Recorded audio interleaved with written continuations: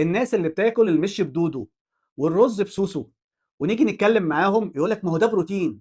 انا بقى لا عايز دودو ولا عايز سوسو. الناس يا جماعه اللي اتربت ان المش ده بدودو هيبقى جميل جدا وكده هيبقى معتق وده اصلي. الله، ده احنا سايبينه 3 سنين، ايه العبثيات دي يا جماعه؟ الدود اللي جوه المش ده بيض ذباب. هو انا اسيبه يكبر ويتعتق ويبقى حاجه محترمه كده واقول بروتين؟ انا اكل بيض ذباب يا جماعه؟ في الحاله دي المش ده كده بقى ملوث. المشكله ان الناس بتشوفه حاجه تانية خالص، تقول لك ده متعتق وتزيح الدود على جنب وتكمل وهي مبسوطه جدا وبتعتقد ان الحاجه دي كواليتي بتاعتها عاليه. ده بدود يا اخي، انت فاهم ايه يا جماعه؟ الدود ده ملوش اي فايده، ده بالعكس ده كده ميكروبات والتهابات وهيعمل لك نزلات معويه واسهال ووجع ومشاكل.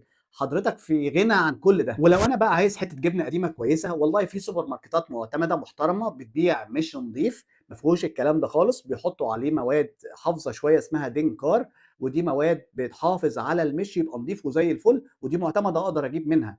وساعات بعض الناس بتاعت زمان الكويسين كانوا بيحطوا بقى ترمس او حلبه عشان تحفظ المش او الجبنه القديمه من يرقات الديدان اللي احنا بنحبها للاسف دي قوي.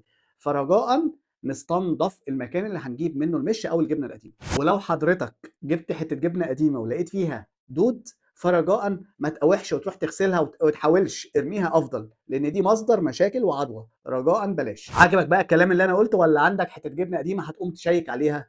دكتور محمد حسنين، استشاري التغذيه العلاجيه.